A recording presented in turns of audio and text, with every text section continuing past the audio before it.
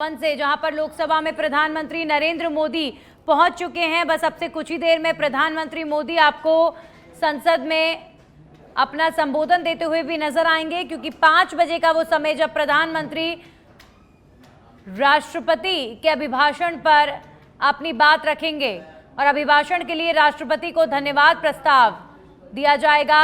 इसी के साथ ही संसद में विपक्ष पर भी मोदी का प्रहार आपको देखने को मिलेगा। ये कन्या शिशु को बदलने का काम किया, भारतीय जनता पार्टी प्रधानमंत्री आवास दिया, रोशनी दी। तो अभी इस वक्त संसद में कार्यवाही जारी है और इस वक्त प्रधानमंत्री नरेंद्र मोदी भी पहुंच चुके हैं संसद में अपने अभिभाषण के लिए। दरअसल राष्ट्रपति के अभिभाषण पर धन्यवाद वार्ता रखेंगे प्रधानमंत्री नरेंद्र मोदी। और अब बस पीएम मोदी पहुंच चुके हैं और अब से कुछ ही देर में पीएम का जो संबोधन है, पीएम अपना जवाब जो है वो पटल पर रखेंगे, राष्ट्रपति के अभिभाषण पर धन्यवाद देंगे और जाहिर तौर पर जहां एक तरफ सरकार की उपलब्धियां गिनवाएंगे, बजट पर बात करेंगे, तो विपक्ष पर भी प्रहार जमकर करेंगे। तो बीजेपी सांसदों को पहले ही व्हिप जारी कर दिया गया था। प्रधानमंत्री नरेंद्र मोदी जब संसद में बोले तब सभी सांसद भाजपा के संसद में मौजूद रहे, इस तरह का व्हिप जारी किया गया था। तो राष्ट्रपति के अभिभाषण पर धन्यवाद देते नजर आएंगे प्रधानमंत्री नरेंद्र मोदी। और अब चूंकि ये इस सरकार के टेन्योर का आखिरी सत्र है, तो प्रधानमंत्री नरेंद्र मोदी जो बात आज इस पटल से कहेंगे, जो बात आज इस भवन से कहेंगे, दूर दूर तक उसका संदेश जाएगा। अब ये देखने वाली बात होगी कि आज प्रधानमंत्री संसद में क्या कहते हैं। पीएम मोदी पहुंच चुके हैं, संसद का बजट सत्र है और बजट सत्र में राष्ट्रपति के अभिभाषण पर धन्यवाद देते हुए नजर आएंगे आज प्रधानमंत्री नरेंद्र मोदी। और साथ ही साथ एक तरफ जहां सरकार की उपलब्धियां गिनाई जाएंगी, तो वहीं दूसरी तरफ प्रधानमंत्री विपक्ष पर भी जमकर हमला बोलेंगे। और आप देखिए, भारतीय जनता पार्टी के तमाम सांसद, तमाम कैबिनेट मंत्री इस समय संसद में मौजूद है, पीएम मोदी भी मौजूद है। बस अब से कुछ ही देर में प्रधानमंत्री का जो संबोधन है वो शुरू होने वाला है।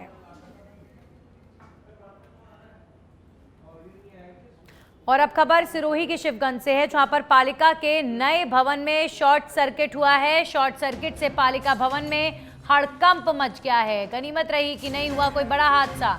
नए भवन में हुए शॉर्ट सर्किट ने खोल दी घटिया निर्माण की पोल।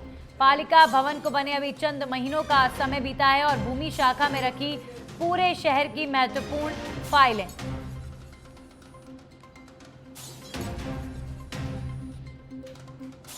सिरोही के शिवगंज में नए भवन में हुए शॉर्ट सर्किट ने घटिया निर्माण की सारी पोल खोल कर रख दी है।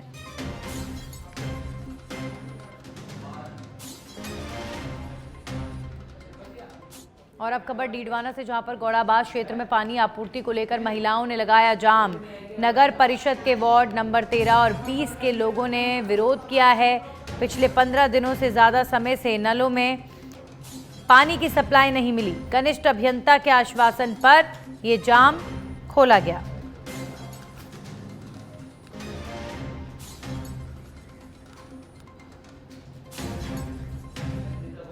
वहीं अजमेर विकास प्राधिकरण की टीम ने पृथ्वीराज नगर योजना में कार्रवाई करते हुए अवैध अतिक्रमण हटाए हैं। इस कार्रवाई का स्थानीय पार्षद के साथ लोगों ने विरोध जताया।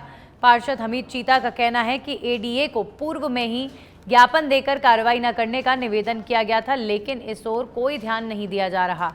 अब जिला कलेक्टर से मुलाकात कर कार्रवाई पर रोक लगाने की मांग की जाएगी। अगर मांग नहीं मानी जाएगी तो उग्र आंदोलन किया जाएगा।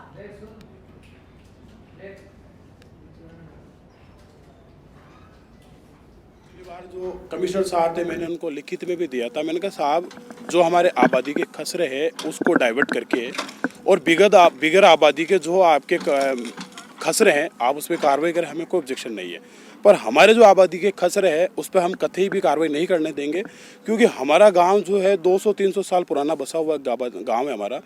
और ये लोग क्या करते हैं, मौके पे बैठ के मौके पे ही मार्किंग कर लेते हैं, या मौके पे कोई भी नहीं आ पाता है। ऑफिसली बैठ के ऑफिस में ही नक्शे वक्से जो भी है इनके, वहाँ मौके पे मार्क करके और ये अपने हिसाब से सिस्टम चला लेते हैं। वहीं झुंझुनू जिले को यमुना जल समझौते के तहत पानी देने की मांग को लेकर आंदोलन लगातार जारी है। किसान 1994 में 5 राज्यों के बीच हुए यमुना जल समझौते के तहत झुंझुनू जिले को पानी दिलवाने की मांग को लेकर धरना दे रहे हैं। इसी को लेकर किसानों ने पिलानी इलाके के करीब 1 दर्जन गांव में ट्रैक्टर मार्च निकाला। यमुना जल महासंघर्ष समिति के तत्वावधान में करीब 2 दर्जन गांव में किसानों का यमुना के पानी की मांग को लेकर लगातार धरना जारी है। यमुना जल महासंघर्ष समिति ने 12 फरवरी को अभिभाषण पर धन्यवाद देने के लिए खड़ा हूं।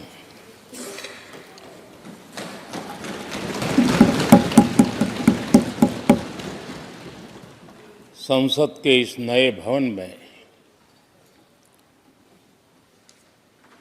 जब आदरणीय राष्ट्रपति जी हम सबको संबोधित करने के लिए आई और जिस गौरव और सम्मान के साथ सेंगोल पूरे प्रोसेसन का नेतृत्व कर रहा है और हम सब उसके पीछे पीछे चल रहे थे। नए सदन में ये नई परंपरा भारत के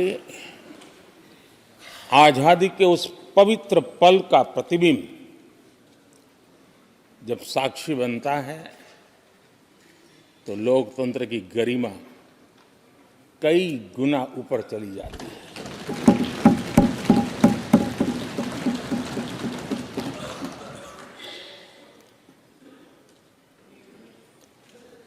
ये 75वां गणतंत्र दिवस, इसके बाद संसद का नया भवन, सेंगोल की अगुवाई, ये सारा दृश्य अपने आप में बहुत ही प्रभावी था। मैं जब वहां से पूरे कार्यक्रम को मैं भागीदारी कर रहा था, यहाँ से तो उतना हमें भव्यता नजर नहीं आती है, लेकिन वहाँ सब मैंने देखा कि वाकई नए सदन में इस गरिमावान उपस्थिति में राष्ट्रपति, उपराष्ट्रपति जी और आप, हम सब के मन को प्रभावित करने वाला वो दृश्य हमेशा हमेशा याद है।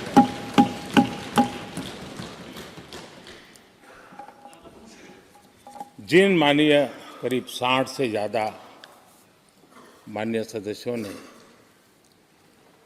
राष्ट्रपति जी के आभार प्रस्ताव पर अपने अपने विचार रखे हैं, मैं विनम्रता के साथ अपने अपने विचार व्यक्त करने वाले सभी अपने माननीय सांसदगण का आभार व्यक्त करता हूं। मैं विशेष रूप से विपक्ष ने जो संकल्प लिया है उसकी सराहना करता हूं। उनके भाषण के एक एक बात से मेरा और देश का विश्वास पक्का हो गया है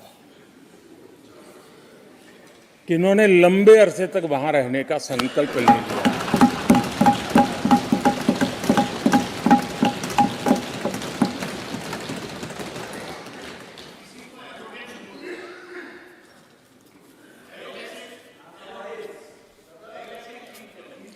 आप कई दशक तक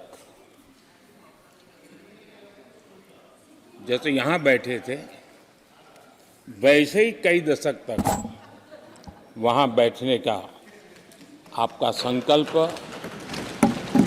और जनता जनार्दन तो ईश्वर का रूप होती है, और आप लोग जिस प्रकार से इन दिनों मेहनत कर रहे हैं, मैं पक्का मानता हूं कि ईश्वर रूपी जनता जनार्दन आपको जरूर आशीर्वाद देगी और आप जिस ऊंचाई पे हैं उससे भी अधिक ऊंचाई पर जरूर पहुंचेंगे और अगले चुनाव में दर्शक दिशा में दिखेंगे।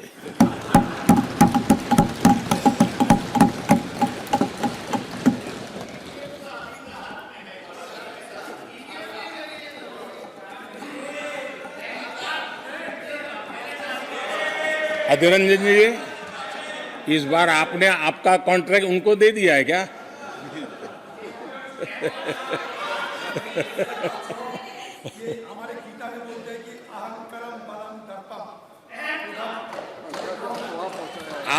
आपने इन्हीं चीजों को पचाया है।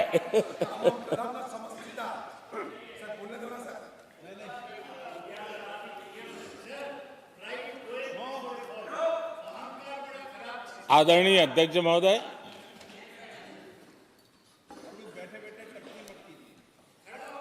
मैं देख रहा हूं कि आप में से बहुत लोग चुनाव लड़ने का हौसला भी खो चुके हैं। और मैंने सुना है बहुत लोग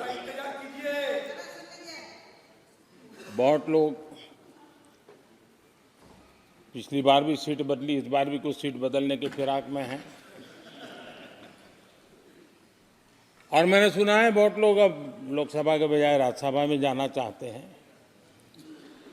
तो स्थितियों का आकलन करके वो अपना अपना रास्ता ढूंढ रहे हैं। आदरणीय अध्यक्ष जी, राष्ट्रपति जी का भाषण एक प्रकार से तथ्यों के आधार पर, हकीकतों के आधार पर एक बहुत बड़ा दस्तावेज है जो देश के सामने राष्ट्रपति जी ने प्रस्तुत किया। और इस पूरे दस्तावेज को आप देखेंगे तो उन हकीकतों को समेटने का प्रयास किया है जिससे देश किस स्पीड से प्रगति कर रहा है,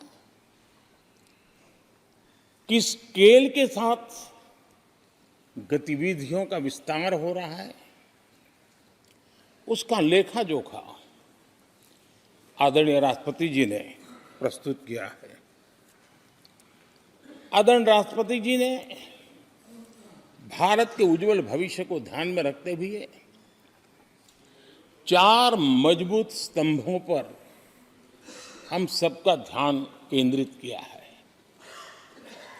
और उनका सही आकलन है कि देश के 4 स्तंभ जितने ज्यादा मजबूत होंगे, जितने ज्यादा विकसित होंगे, जितने ज्यादा समृद्ध होंगे, हमारा देश उतना ही समृद्ध होगा, उतना ही तेजी से समृद्ध होगा।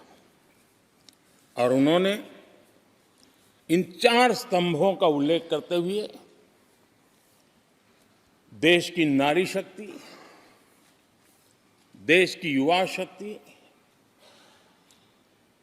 देश के हमारे गरीब भाई बहन और देश के हमारे किसान, हमारे मछुआरे, हमारे पशुपालक, उनकी चर्चा की है।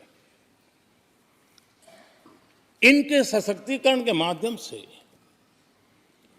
राष्ट्र के विकसित भारत के लक्ष्य को प्राप्त करने की जो राह है, उसका स्पष्ट दिशा निर्देश आदरणीय राष्ट्रपति जी ने कहा है। अच्छा हो सकता है आपके यहाँ फिशरमैन माइनॉरिटी के ना हो सकता है आपके यहाँ पशुपालक माइनॉरिटी के ना हो सकता है किसान आपके यहाँ माइनॉरिटी के ना हो सकता है महिलाएं आपके यहाँ माइनॉरिटी में ना हो सकता है कि आपके यहाँ युवा में माइनॉरिटी। क्या हो गया है दादा? क्या देश के युवा जी की बात होती है? समाज के सब वर्ग नहीं होते हैं? क्या देश की नारी की बात होती है? देश की सभी नारी नहीं होती है? कब तक टुकड़ों में सोचते रहोगे? कब तक समाज को बांटते रहोगे? सब सीमा करो, बहुत तोड़ा देश को,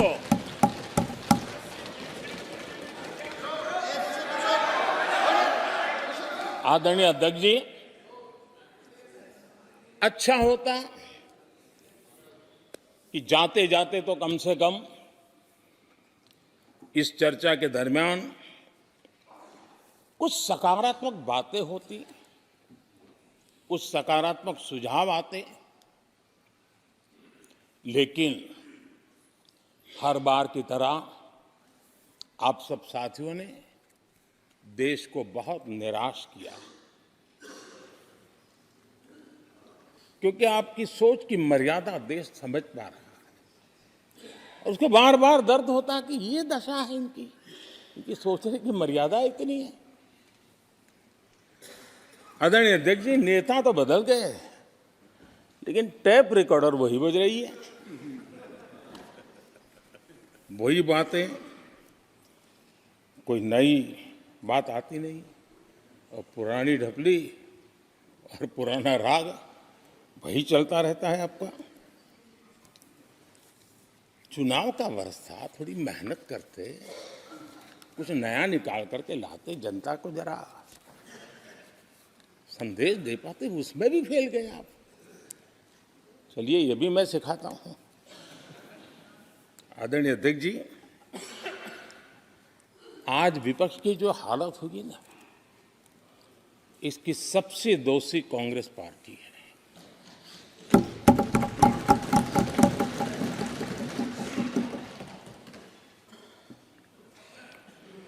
कांग्रेस को एक अच्छा विपक्ष बनने का बहुत बड़ा अवसर मिला और 10 साल कम नहीं होते, लेकिन 10 साल में उस दायित्व को निभाने में भी वे पूरी तरह विफल गए और जब खुद विफल हो गए तो विपक्ष में और भी होनहार लोग हैं, उनको भी उभरने नहीं दिया, क्योंकि फिर मामला और गड़बड़ हो जाए। इसलिए हर बार यही करते रहे कि और भी विपक्ष के जो तेजस्वी लोग हैं उनको दबा दिया जाए। हाउस में कई यंग हमारे माननीय सांसदगण हैं, उत्साह भी उमंग भी है, लेकिन अगर वो बोलें, उनकी छवि उभर जाए तो शायद किसी की छवि बहुत दब जाए। उस चिंता में इस यंग जनरेशन को मौका न मिले, हाउस को ही चलने नहीं दिए गए। यानी एक प्रकार से इतना बड़ा नुकसान कर दिया है, खुद का भी, विपक्ष का भी, संसद का भी और देश का भी। और इसलिए, और मैं हमेशा चाहता हूं कि देश को एक स्वस्थ अच्छे विपक्ष की बहुत जरूरत है।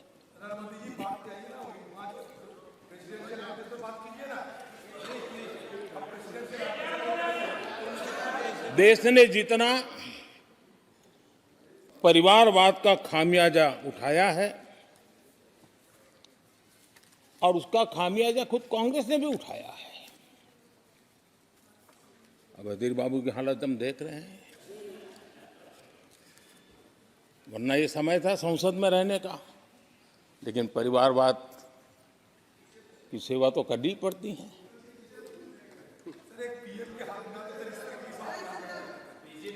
आदरणीय अध्यक्ष जी, अब हालत देखिए, हमारे खरगे जी इस सदन से उस सदन शिफ्ट हो गए और गुलाम नबी जी तो पार्टी से ही शिफ्ट कर गए। ये सब परिवारवाद के भेंट चढ़ गए। एक ही प्रोडक्ट बार बार लॉन्च करने के चक्कर में कांग्रेस की दुकान ताला लगने की नौबत आ गई है। अरे दुकान हम नहीं कह रहे, आप लोग कह रहे हैं। आप लोग कहते हैं दुकान खोलिए, सब जगह पे बोलते हैं, दुकान को ताला लगने की बात आई।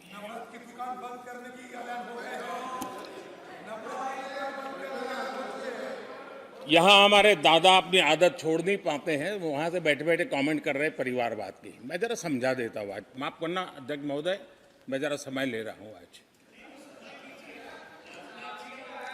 हम किस परिवारवाद की चर्चा करते हैं?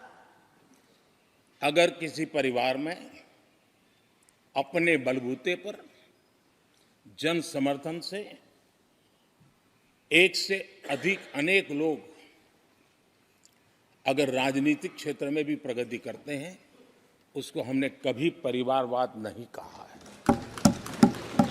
हम परिवारवाद की चर्चा वो करते हैं जो पार्टी परिवार चलाता है, जो पार्टी परिवार के लोगों को प्राथमिकता देती है, जो पार्टी के सारे निर्णय परिवार के लोग ही करते हैं, वो परिवारवाद है।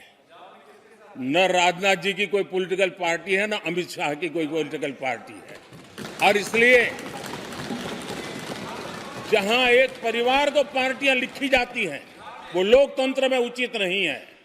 लोकतंत्र में पार्टी अनेक एक परिवार के 10 लोग राजनीति में आए, कुछ बुरा नहीं है। हम तो चाहते हैं नौजवान लोग आए।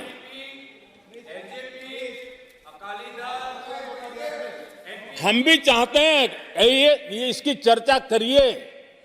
हमारे साथ आपके साथ मेरा विषय नहीं है।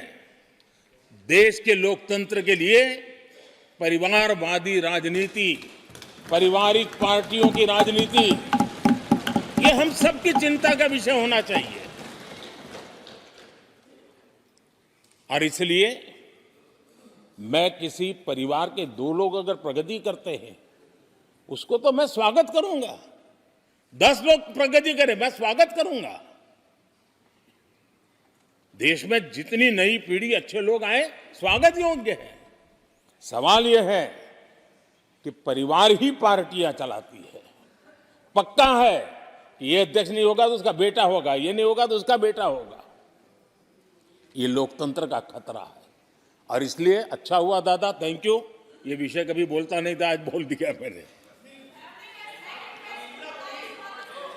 आदरणीय अध्यक्ष जी, एक ही प्रोडक्ट को बार बार लॉन्च करने का भरपूर प्रयास हो रहा है।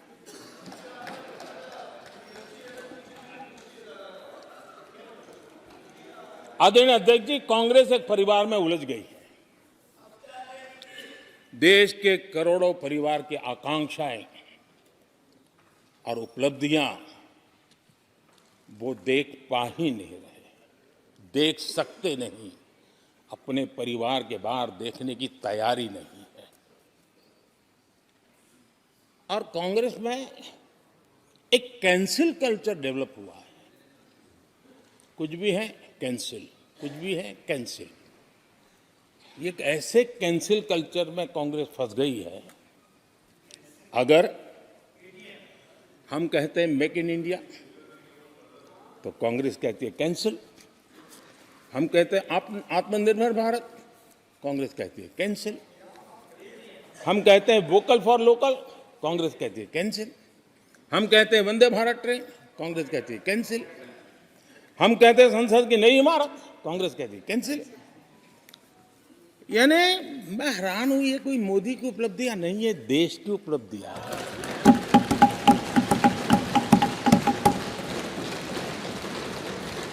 इतनी नफरत कब तक पाले रखोगे? और उसके कारण देश की सफलताएं, देश के अचीवमेंट, उसको भी कैंसिल करके आप बैठ गए हो।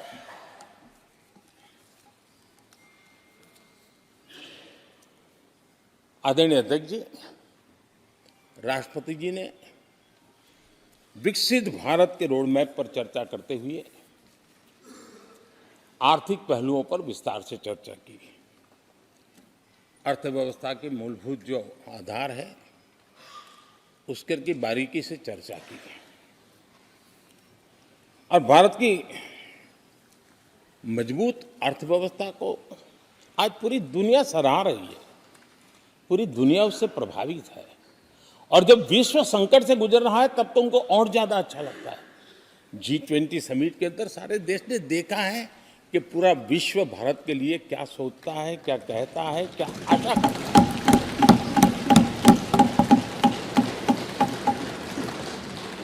और इन सारे 10 साल के कार्यकाल के अनुभव के आधार पर आज की मजबूत अर्थव्यवस्था को देखते हुए जिस तेज गति से भारत विकास कर रहा है, उसकी बारीकियों को जानते हुए मैं विश्वास से कहता हूं, और इसीलिए मैंने कहा है कि हमारे तीसरे टर्म में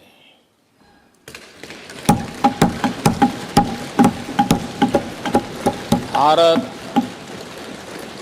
दुनिया की तीसरी बड़ी आर्थिक ताकत बनेगा।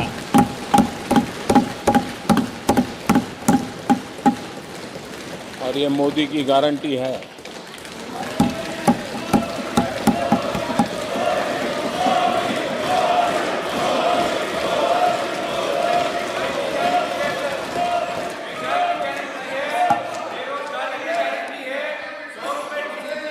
माननीय अध्यक्ष जी, इनको पहले मौका नहीं दिया था क्या? सबको मौका दिया है ना? हाँ,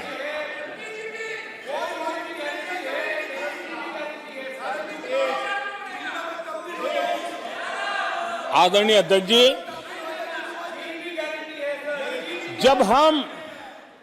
जब हम दुनिया की तीसरी बड़ी आर्थिक शक्ति बनकर के उभरेंगे कहते हैं, तो हमारे विपक्ष में बैठे कुछ साथी कैसा कुतर्क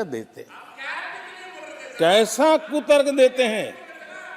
वो कहते हैं इसमें क्या है, ये तो अपने आप हो जाएगा। क्या कमाल है आप लोगों की। मोदी का क्या है, ये तो अपने आप हो जाएगी। मैं जरा सरकार की भूमिका क्या होती है इस सदन के माध्यम से देश को और विशेष करके देश के युवा मन को बताना चाहता हूं, देश की युवा शक्तियों को बताना चाहता हूं कि होता कैसे है और सरकार की भूमिका क्या होती है। आदरणीय अध्यक्ष जी, 10 साल पहले 2014 में फरवरी महीने में जो इंटरिम बजट आया था, उस समय कौन लोग बैठे थे आपको तो मालूम ही है, देश को ही मालूम है। जो 10 साल पहले इंटरिम बजट आया था, उसे पेश करते समय उस समय के वित्त मंत्री ने जो कहा था, मैं उसको कोट कर रहा हूं, और एक एक शब्द बड़ा मूल्यवान है जी। जब आप लोग कहते हैं ना, ये तो अपने आप तीसरे नंबर पर जा ही जाएगा, ऐसा कहते हैं, उनको जरा समझना चाहिए। ये उन्होंने क्या कहा था, I now wish to look forward and outline a vision for the future. Vision for the future. पूरे ब्रह्मांड के सबसे बड़े अर्थशास्त्री बोल रहे थे। I now wish to look forward and outline a vision for the future. आगे कहते हैं, I wonder how many have noted the fact that India's economy, in terms of the size of its GDP, is the 11th largest in the world. यानी 2014 में 11 number पहुंचने पर क्या गौरवगान होता था। आज 5 पर पहुंच गए और आपको क्या हो गया, क्या हो गया। आदरणीय अध्यक्ष जी, आदरणीय अध्यक्ष जी, आदरणीय अध्यक्ष जी, आदरणीय अध्यक्ष जी, आदरणीय अध्यक्ष जी, आदरणीय अध्यक्ष जी, मैं आगे पढ़ रहा हूं। गोगोई जी, थैंक यू, आपने अच्छा कहा। मैं आगे पढ़ रहा हूं, ध्यान से सुनिए साथियों, ध्यान से सुनिए। उन्होंने कहा था is the 11th largest in the world. बड़ा गौरव का बात था। There are great things in the store. आगे वो कह रहे हैं, there are great things in store. फिर आगे कहते हैं, there is a well argued view that in the next 3 decades, India's nominal GDP will take the country to the third rank after the US and China. उस समय ये ब्रह्मांड के बड़े अर्थशास्त्री कह रहे थे कि तीसरे नंबर पर 30 साल में हम पहुंच जाएंगे। 30 साल। और फिर कहा था ये मेरा विजन जो मैं मनमोहन सिंह नहीं थे उस वक्त, मनमोहन सिंह नहीं थे। बहुत लोग हैं जो ये ख्यालों में रहते हैं वो ब्रह्मांड के सबसे बड़ी अर्थशास्त्री है। ये लोग 2014 में कह रहे हैं और विजन क्या देखते हैं 2044 यानी 2044 तक तीसरी अर्थव्यवस्था की बात। ये इनकी सोच, ये इनकी मर्यादा, सपना भी देखने का सामर्थ्य खो चुके थे लोग। संकल्प तो दूर की बात थी। 30 साल का इंतजार करने के लिए मेरे देश की युवा पीढ़ी को कह कर गए थे, लेकिन हम आज आपके सामने विश्वास से खड़े हैं, इस पवित्र सदन में खड़े हैं और मैं आपको विश्वास दिलाता हूं कि 30 साल हम नहीं लगने देंगे। ये मोदी की गारंटी है। मेरे तीसरे कार्यकाल में देश दुनिया की तीसरी आर्थिक शक्ति बन जाए।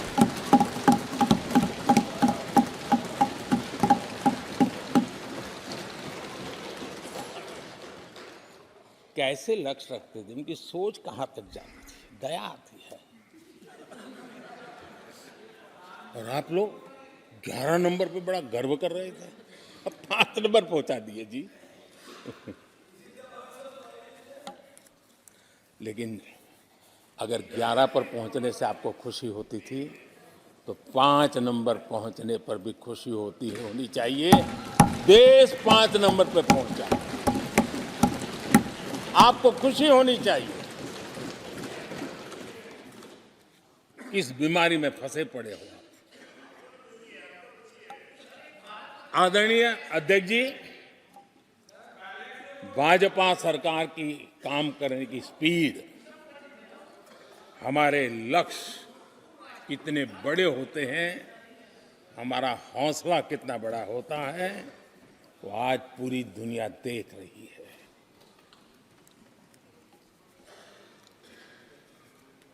और आदरणीय अध्यक्ष जी, एक कहावत है हमारे उत्तर प्रदेश में, खास एक कहावत कही जाती है, 9 दिन चले 2.5 कोस।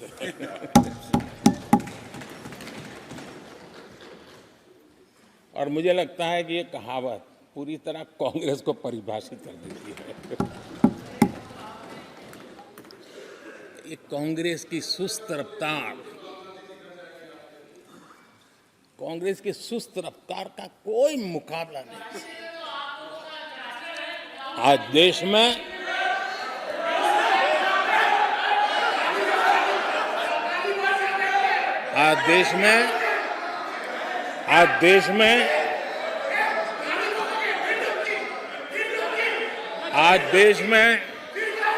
जिस रफ्तार से काम हो रहा है, कांग्रेस सरकार इस रफ्तार की कल्पना भी नहीं कर सकती। आदरणीय अध्यक्ष जी, शहरी गरीबों के लिए हमने 400 घर हमने गरीबों के लिए, आदरणीय अध्यक्ष जी, हमने गरीबों के लिए 4 करोड़ घर बनाए।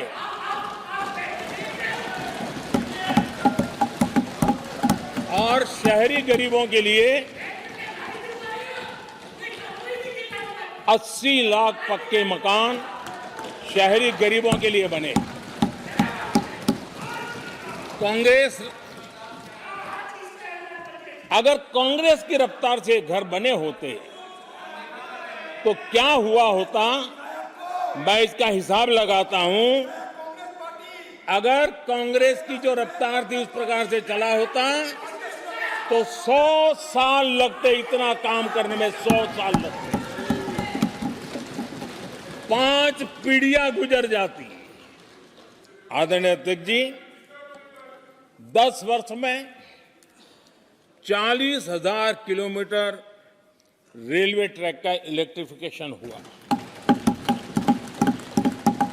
अगर कांग्रेस की रफ्तार से देश चलता, इस काम को करने में 80 साल लग जाते।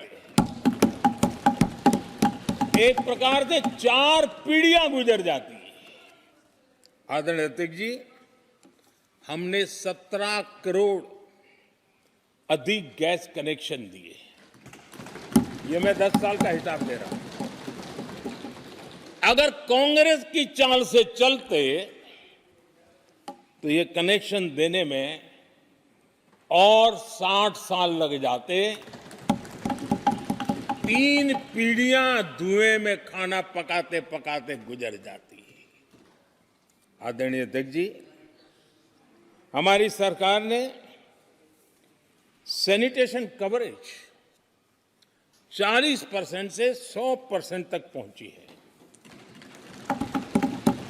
अगर कांग्रेस की रफ्तार होती तो ये काम होते होते 60-70 साल और लगते और कम से कम 3 पीढ़ियां गुजर जाती, लेकिन गारंटी नहीं होता कि नहीं होता।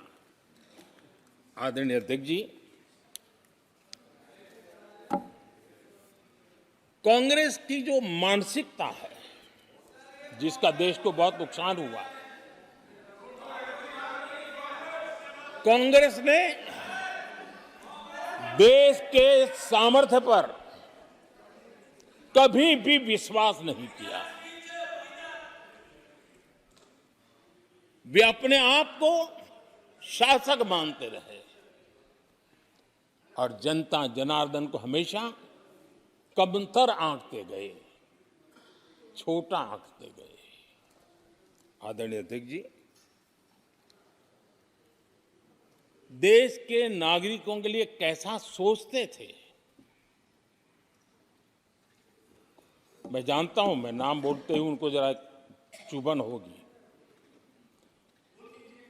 लेकिन 15 अगस्त लाल किले से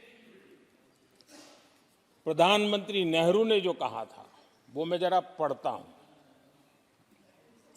लाल किले से भारत के प्रथम प्रधानमंत्री ने जो कहा था वो पढ़ रहा हूं, नेहरू जी ने।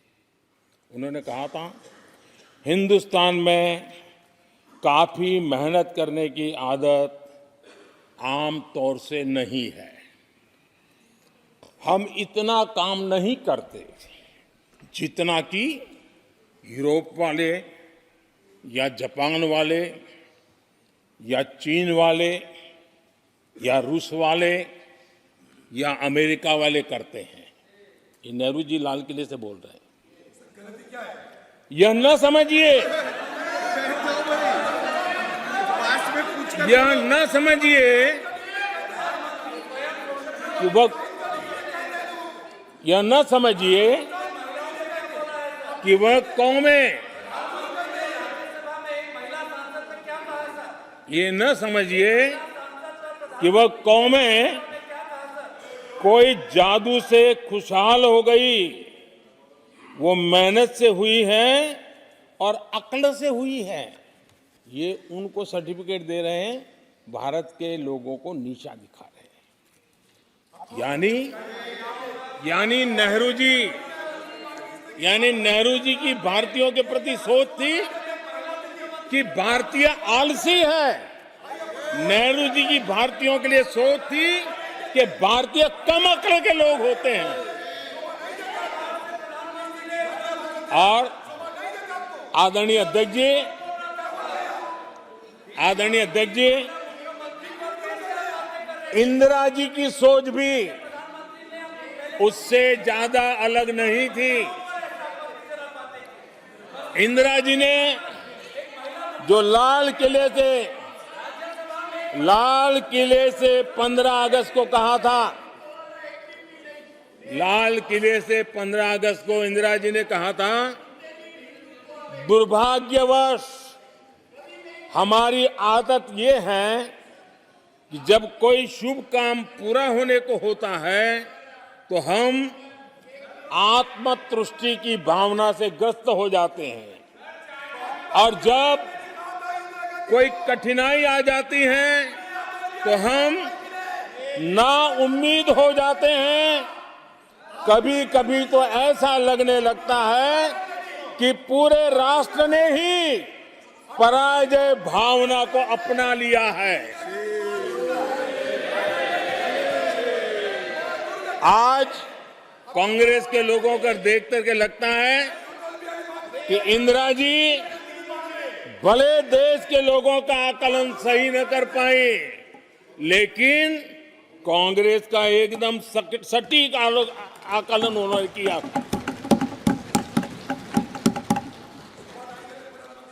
कांग्रेस के शाही परिवार के लोग मेरे देश के लोगों को ऐसा ही समझते थे, उनके विषय में ऐसे ही सोचते। और आज भी वही सोच देखने को मिलती है। माननीय अध्यक्ष जी,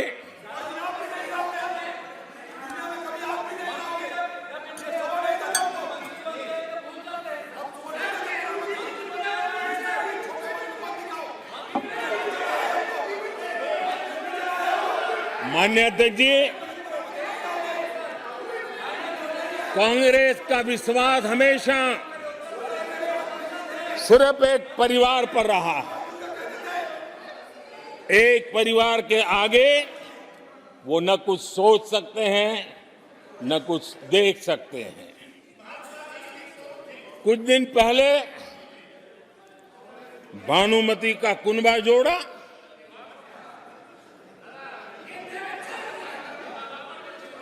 लेकिन फिर एकला चलो रे करने लग गए। कांग्रेस के लोगों ने नया मोटर मैकेनिक का काम सीखा है,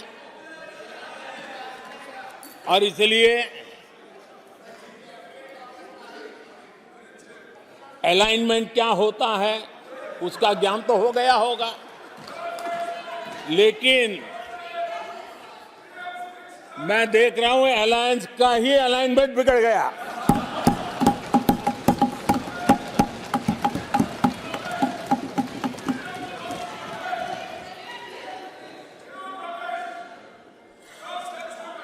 इनको अपने इस कुनबे में अगर एक दूसरे पर विश्वास नहीं है तो ये लोग देश पर विश्वास कैसे करेंगे। आदरणीय अध्यक्ष जी, हमें देश के सामर्थ्य पर भरोसा है, हमें लोगों की शक्ति पर भरोसा है। आदरणीय अध्यक्ष जी, देश की जनता ने हमें जब पहली बार सेवा करने का अवसर दिया तो हमने पहले कार्यकाल में यूपीए के समय के जो गड्ढे थे वो गड्ढे भरने में हमारा काफी समय और शक्ति लगी। हम पहले कार्यकाल में वो गड्ढे भरते रहे।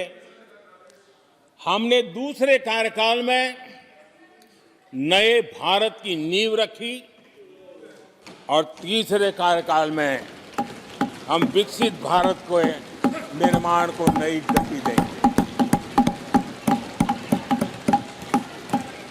आदरणीय अध्यक्ष जी,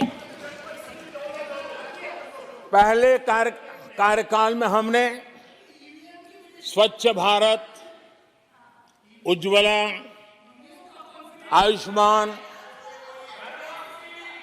आयुष्मान भारत, बेटी बचाओ बेटी पढ़ाओ,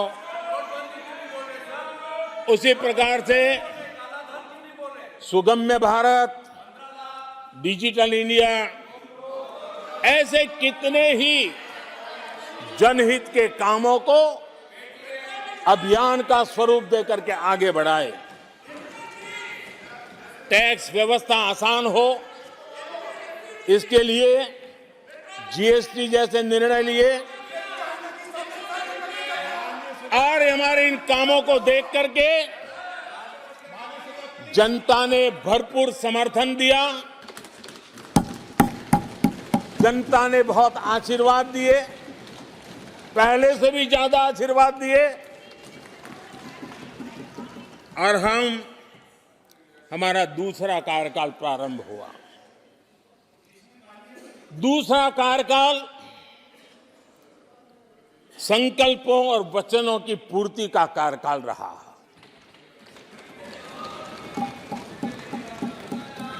जिन उपलब्धियों का देश लंबे समय से इंतजार कर रहा था, वो सारे काम हमने दूसरे कार्यकाल में पूरे होते देखे।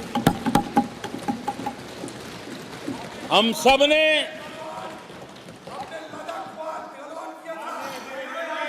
सब ने 370 खत्म होते हुए देखा।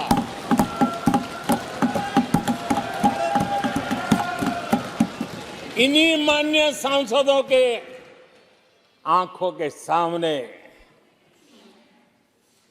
और उनके वोट की ताकत से 370 गया।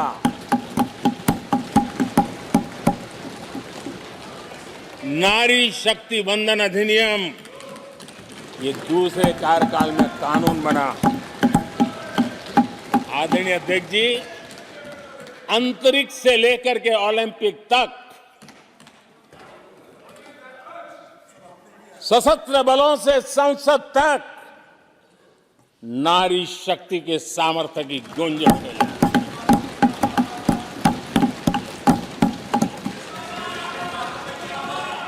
ये नारी शक्ति के सशक्तिकरण को आज देश ने देखा है।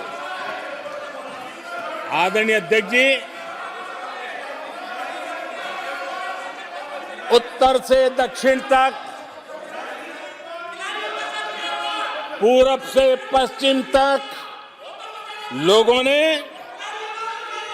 दशकों से अटकी भटकी लटकी योजनाओं को समयबद्ध तरीके से पूरे होते हुए देखा।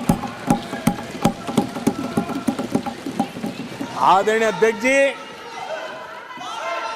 अंग्रेजी शासन के पुराने दंड प्रधान कानूनों से हम प्लीज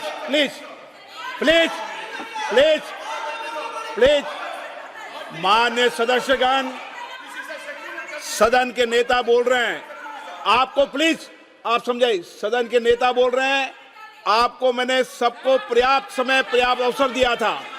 यह तरीका गलत है, यह हमें मर्यादा बना के रखना पड़ेगा। प्लीज बैठे बैठे कोई टिप्पणी नहीं करेगा। Please please please please no, गलत तरीका, गलत तरीका। माननीय प्रधानमंत्री जी,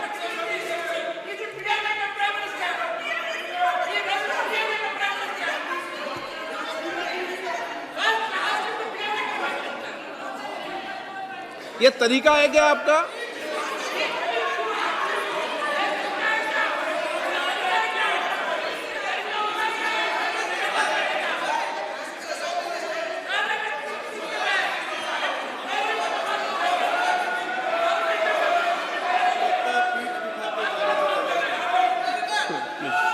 प्लीज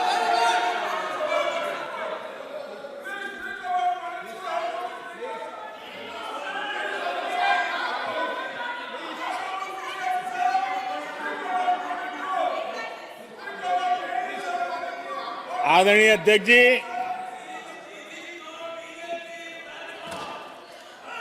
अंग्रेजी शासन के पुराने कानून जो दंड प्रधान थे, उन दंड प्रधानों से के कानूनों से हट करके हमने न्याय संहिता तक प्रगति की।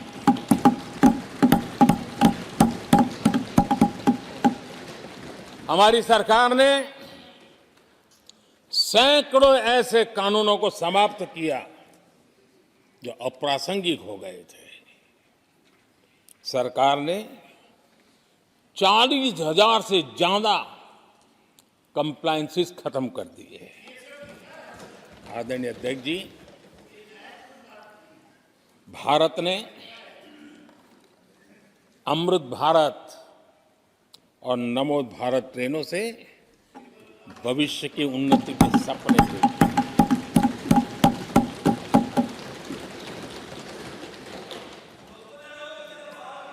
आदरणीय अध्यक्ष जी, देश के गांव-गांव ने, देश के कोटि-कोटि जनों ने विकसित भारत की संकल्प यात्रा देखी है और सैचुरेशन के पीछे कितनी मेहनत की जाती है, उसके हक की चीज उसको मिले, उसके दरवाजे दस्तक देकर के देने का प्रयास देश पहली बार देख रहा है। आदरणीय अध्यक्ष जी, भगवान राम,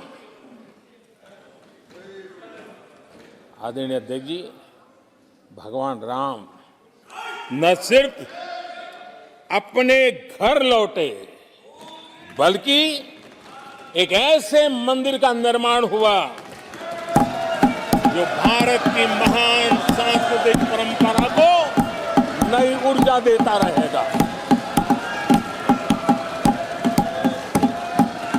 और आदरणीय अध्यक्ष जी, अब हमारी सरकार का तीसरा कार्यकाल भी बहुत दूर नहीं है। ज्यादा से ज्यादा 100-125 दिन बाकी है। और अब की बार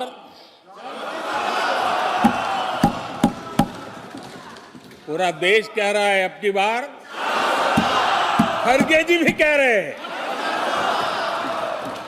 लेकिन अध्यक्ष जी, मैं आमतौर पर ये आंकड़े के चक्कर में नहीं पड़ता, लेकिन मैं देख रहा हूं देश का मिजाज एनडीए को तो 400 पार करवा ही के रहेगा, लेकिन भारतीय जनता पार्टी को 370 सीट अवश्य देगा।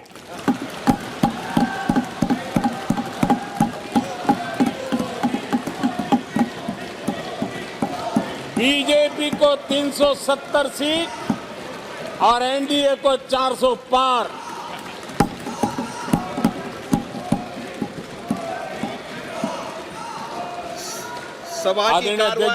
सभा की कार्रवाई इस विषय की समाप्ति तक बढ़ा दी जाए।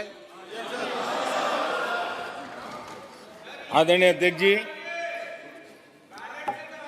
हमारा तीसरा कार्यकाल बहुत बड़े फैसलों का होगा।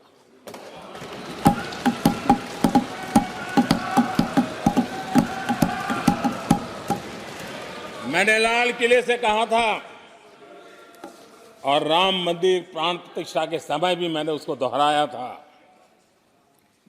मैंने कहा था, देश को अगले 1000 वर्षों तक समृद्ध और सिद्धि के शिखर पर देखना चाहिए। तीसरा कार्यकाल अगले 1000 वर्षों के लिए एक मजबूत नींव रखने का कार्यकाल होगा।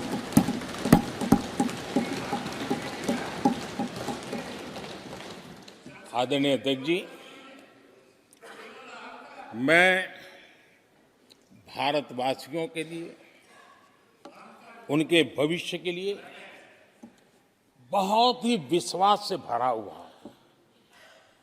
मेरा देश के 140 करोड़ नागरिकों के सामर्थ्य पर अपार भरोसा है, मेरा बहुत विश्वास है।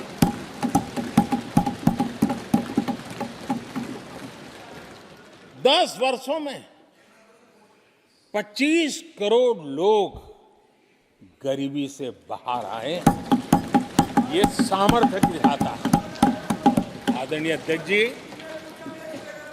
मैंने हमेशा कहा है कि गरीब को अगर साधन मिले, गरीब को अगर संसाधन मिले, गरीब को अगर स्वाभिमान मिले, तो हमारा गरीब गरीबी को परास्त करने का सामर्थ्य रखता है। और हमने वो रास्ता चुना और मेरे गरीब भाइयों ने गरीबी को परास्त करके दिखाया है।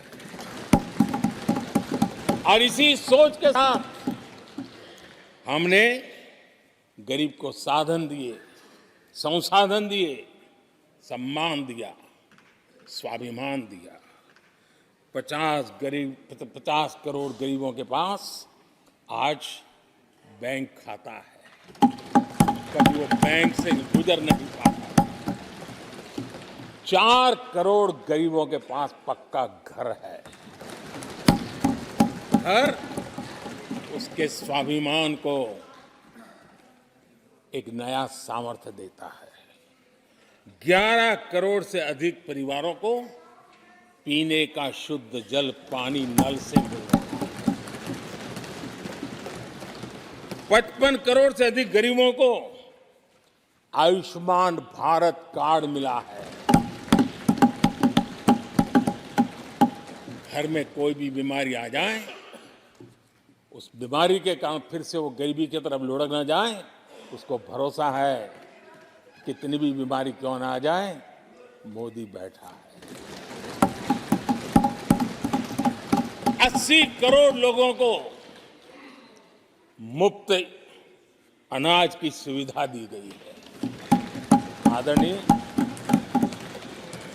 आदरणीय अध्यक्ष जी, मोदी ने उनको पूछा जिनको पहले कोई पूछता तक नहीं था। देश में पहली बार रेहड़ी पटरी वाले साथियों के बारे में सोचा गया। पीएम स्वनिधि योजना से आज वो ब्याज के चक्कर से बाहर निकले, बैंक से पैसे लेकर अपने कारोबार को बढ़ा रहे हैं।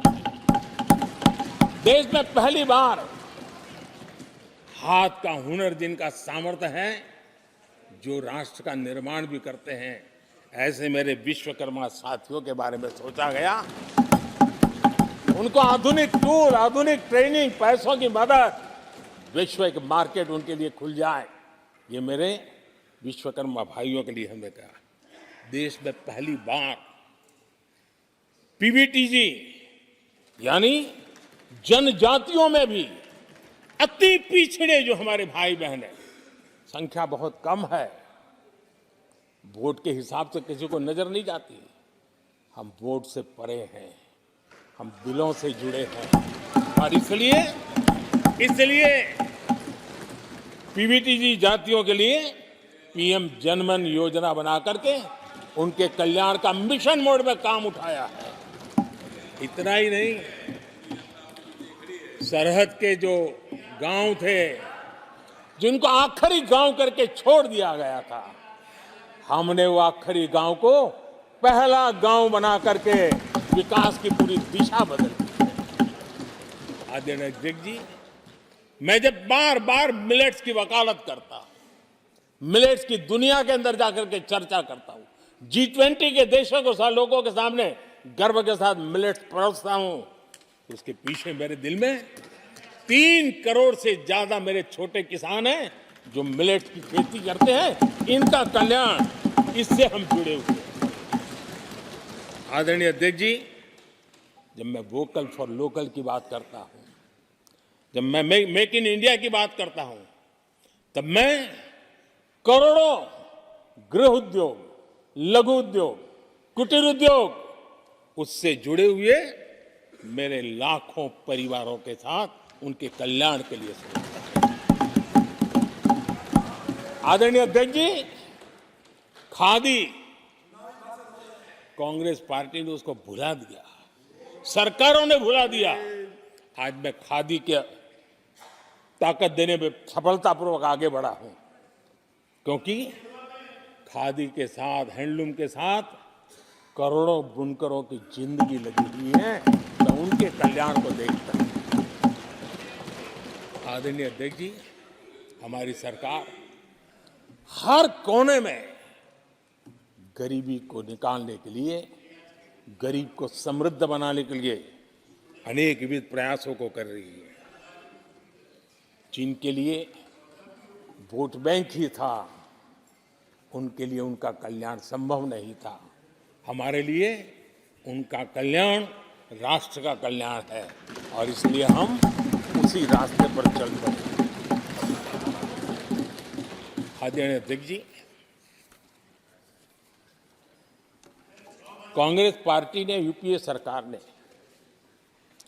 ओबीसी समुदाय के साथ भी कोई न्याय नहीं किया, अन्याय किया। इन लोगों ने ओबीसी नेताओं का अपमान करने में कोई कोर कसर नहीं छोड़ी है। कुछ दिन पहले जब कर्पूरी ठाकुर जी को भारत रत्न दिया, हमने वो सम्मान किया। लेकिन याद करिए, उस कर्पूरी ठाकुर अति पिछड़े समाज से ओबीसी समाज के उस महापुरुष के साथ क्या व्यवहार हुआ था,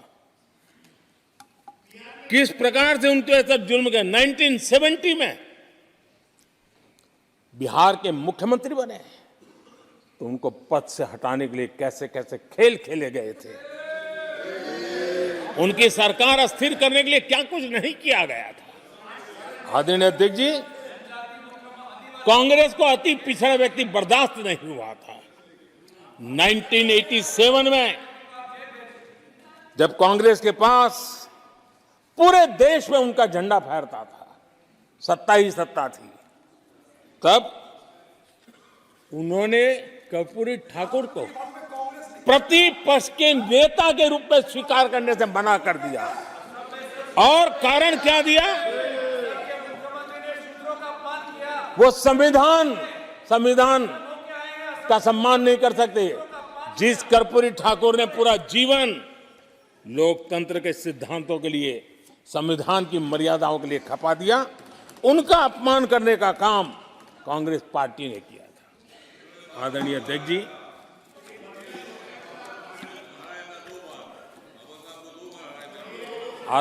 जी, कांग्रेस के हमारे साथियों को आजकल इस पर बहुत चिंता जताते हैं कि सरकार में ओबीसी कितने लोग हैं, कितने पद पर कहाँ है, उसके हिसाब किताब करते रहते हैं। लेकिन मैं हैरान हूं, उनको इतना सबसे बड़ा ओबीसी नजर नहीं आता है। कहाँ आंखें बंद करके बैठ जाते हैं। आदरणीय अध्यक्ष जी, जरा मैं ये दुनिया भर की चीजें करते हैं, मैं कहना चाहता हूं, ये क्लास है। ये यूपीए के समय एक एक्स्ट्रा कॉन्स्टिट्यूशनल बॉडी बनाई गई थी, जिसके सामने सरकार की कुछ नहीं चलती थी। नेशनल एडवाइजरी काउंसिल, जरा कोई निकाल करके देखे उसमें क्या कोई ओबीसी था क्या? जरा निकाल के देखिए। इतनी बड़ी बड़ी पावरफुल बॉडी बनाई थी और वो तो अपॉइंट कर रहे थे। आदरणीय अध्यक्ष जी, पिछले 10 वर्षों में नारी शक्ति के सशक्तिकरण को लेकर के अनेक विविध कदम उठाए गए हैं। नारी के नेतृत्व में समाज के सशक्तिकरण पर काम किया गया है। आदरणीय अध्यक्ष जी, अब देश की बेटी, हिंदुस्तान में कोई ऐसा सेक्टर नहीं है जहां देश की बेटियों के लिए दरवाजे बंद हो।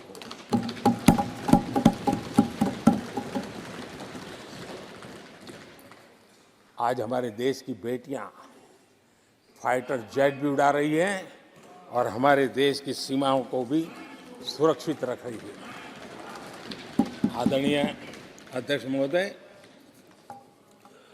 ग्रामीण व्यवस्था अर्थव्यवस्था हमारी है। Women self help group 10 crore बहनें जुड़ी है और आर्थिक गतिविधि करती है और ग्रामीण अर्थव्यवस्था को वो नई ताकत दे रही है। और मुझे आज खुशी है कि इन प्रयासों का परिणाम है कि आज करीब करीब 1 करोड़ लखपति दीदी आज देश में बनी। और जब मेरी उनसे बातें होती है, उनका जो आत्मविश्वास देखता हूं, मेरा पक्का विश्वास है हम जिस तरह आगे बढ़ रहे हैं, आने वाले हमारे कार्यकाल में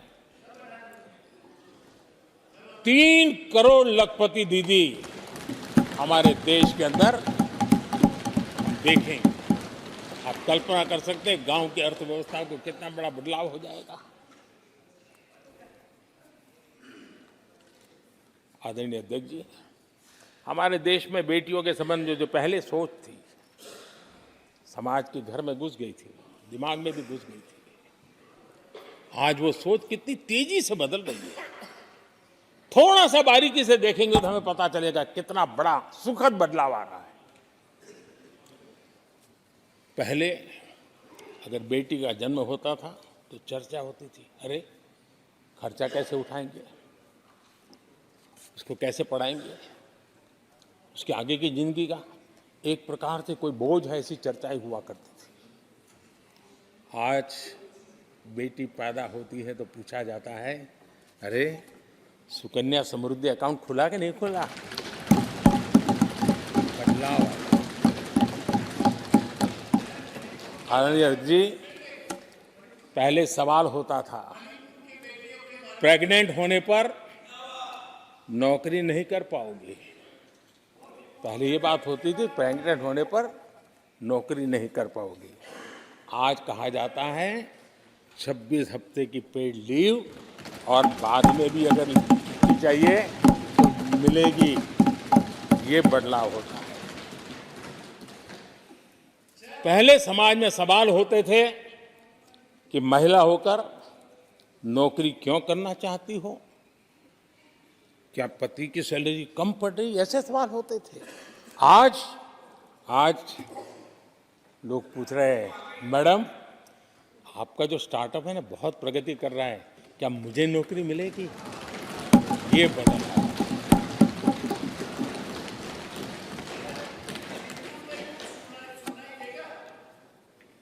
आदरणीय अध्यक्ष जी, एक समय था जब सवाल पूछा जाता था कि बेटी की उम्र बढ़ रही है, शादी कब करोगे। बेटी की उम्र बढ़ रही है, शादी कब करोगे। आज पूछा जाता है, बेटी पर्सनल और प्रोफेशनल दोनों कामों को संतुलित कितना बढ़िया करती हो, कैसे करती हो।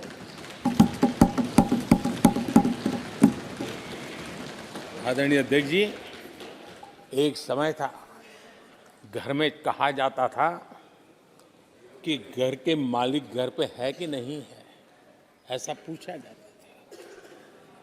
घर के मुखिया को बुलाइए, ऐसा कहते थे। आज किसी के घर जाते हैं तो घर महिला के नाम पर, बिजली का बिल उसके नाम पर आता है, पानी गैस सब उसके नाम पर। तो परिवार के मुखिया की जगह आज मेरी माताएं बहन। ये बदलाव अमृतकाल में विकसित भारत का हमारा जो संकल्प है ना, इसकी एक बहुत बड़ी शक्ति के रूप में उभरने वाला है और मैं उस शक्ति के दर्शन कर पा रहा हूं। आदरणीय अध्यक्ष महोदय,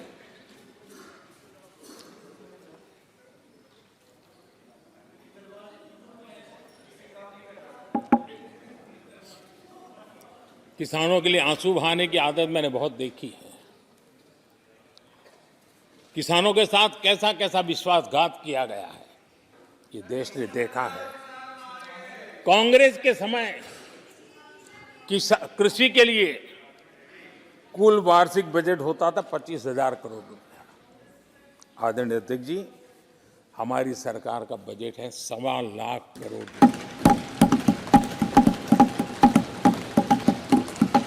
आदरणीय अध्यक्ष जी, कांग्रेस ने अपने 10 साल के कार्यकाल में 7 लाख करोड़ रुपया का धान और गेहूं किसानों से खरीदा था। हमने 10 वर्ष में करीब 18 लाख करोड़ का धान गेहूं। कांग्रेस सरकार ने दलहन और तिलहन की खरीदी नाम मात्र कभी कहीं की हो तो की हो। हमने 1.25 लाख करोड़ रुपए से भी अधिक का दलहन और तिलहन खरीद किया है। हमारे कांग्रेस के साथियों ने पीएम किसान सम्मान निधि का मड़ा उड़ाया, और जब मैंने मेरी पहली टर्म में ये योजना शुरू की थी तो मुझे याद है कि झूठा नैरेटिव की जो फैशन चल पड़ी है, गांव में जाके कहा जाता था कि देखिए ये मोदी के पैसे मत लेना, ये चुनाव एक बार जीत गया तो सारे पैसे ब्याज समेत तुमसे वापस मांगेगा। ऐसा झूठ फैलाया गया था, किसानों को इतना मूर्ख बनाने की कोशिश की गई थी। आदरणीय अध्यक्ष जी, पीएम किसान सम्मान निधि 2,80,000 करोड़ रुपए हमने भेजे। पीएम फसल बीमा योजना 30,000 रुपया का प्रीमियम, और उसके सामने 1.5 लाख करोड़ रुपया मेरे किसान भाई बहनों को दिया। कांग्रेस ने अपने शासनकाल में कभी भी मछुआरे पशुपालक की तो नामो निशान नहीं था उनके काम में। पहली बार इस देश में मछुआरों के लिए अलग मंत्रालय बना, पशुपालन के लिए अलग मंत्रालय बना। पहली बार पशुपालक को, मछुआरों को किसान क्रेडिट कार्ड दिया गया ताकि कम ब्याज से उसको बैंक से पैसा मिल सके, वो अपना कारोबार बढ़ा सके। किसान और मछुआरों की चिंता सिर्फ जानवरों की नहीं होती है, जिंदगी का एक महत्वपूर्ण हिस्सा है। आर्थिक चक्र को चलाने में इन पशुओं की भी बहुत बड़ी भूमिका होती है। हमने फुट एंड माउथ डिसीज, उससे हमारे पशुओं को बचाने के लिए 50 करोड़ से ज्यादा टीके लगाए हैं, पहले कभी सोचा नहीं।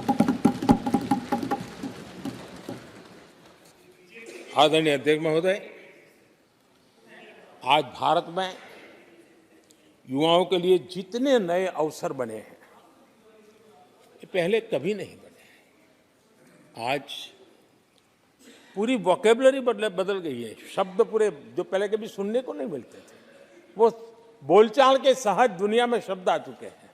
आज चारों तरफ स्टार्टअप्स की गूंज है, यूनिकॉर्न्स चर्चा में है। आज डिजिटल क्रिएटर्स एक बहुत बड़ा वर्ग हमारे सामने है। आज गीग इकोनॉमी की चर्चा हो रही है। ये युवाओं के जुबान पर ये नए भारत की नई वोकेबलरी है, ये नई आर्थिक साम्राज्य की नई परिवेश है, नई पहचान है। ये सेक्टर युवाओं के लिए रोजगार के लाखों नए अवसर बना रहे हैं। 2014 से पहले डिजिटल इकोनॉमी की साइज ना के बराबर थी, बहुत ज्यादा उसकी चर्चा भी नहीं थी। आज भारत दुनिया की डिजिटल इकोनॉमी है, अग्रणी है। लाखों युवा इससे जुड़े हैं, और आने वाले समय में ये डिजिटल इंडिया मूवमेंट जो है वो देश के नौजवानों के लिए अनेक अवसर अनेक अनेक रोजगार, अनेक अनेक प्रोफेशंस के लिए अवसर लेकर के आने वाला है। आदरणीय अध्यक्ष जी, आज Bharat made in India phone दुनिया में पहुंच रहे हैं। दुनिया में हम नंबर 2 बन गए हैं। और एक तरफ सस्ता मोबाइल प्राप्त हुआ है और दूसरी तरफ सस्ता डेटा। इन दोनों ने एक बहुत बड़ा रिवॉल्यूशन लाया है देश में और दुनिया में।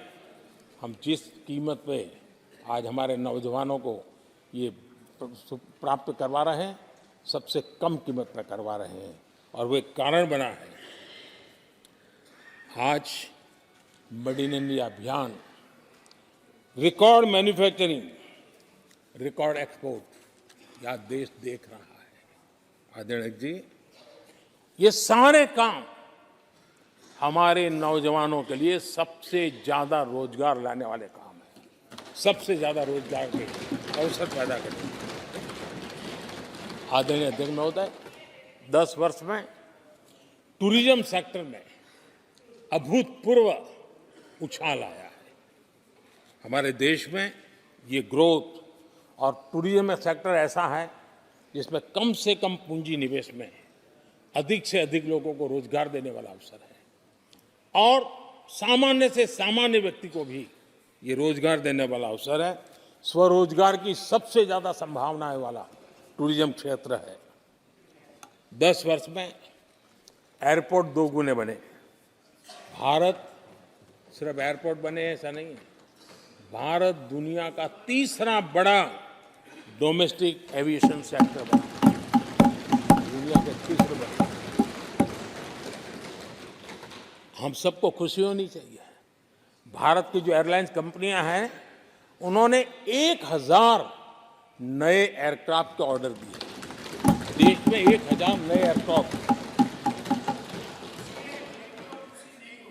और जब इतने सारे हवाई जहाज ऑपरेट होंगे, सारे एयरपोर्ट कितने धमधमते होंगे, कितने पायलट्स की जरूरत पड़ेगी, कितने हमें क्रू मेंबर चाहिए, कितने इंजीनियर ये चाहिए, कितने ग्राउंड सर्विस के लिए लोग चाहिए। यानी रोजगारी के एक नए नए क्षेत्र खुलते जा रहे हैं। एविएशन सेक्टर भारत के लिए एक बहुत बड़ा नया अवसर बनकर के आया है। आदरणीय अध्यक्ष जी, हमारी कोशिश नहीं है कि इकोनॉमी को हम फॉर्मलाइज करने की दिशा में मजबूती से कदम उठाएं। युवाओं को नौकरी भी मिले, सोशल सिक्योरिटी भी मिले। इन दोनों को लेकर के और आपने जिन बातों के आधार पर हम निर्णय करते हैं और देश में भी माना जाता है, वो एक होता है डाटा ईपीएफओ का। ईपीएफओ में जो रजिस्ट्रेशन होता है, 10 साल में करीब 18 करोड़ नए सब्सक्राइबर आए और वो तो सीधा पैसों से जुड़ा खेल होता है, उसमें फर्जी नाम नहीं होते हैं।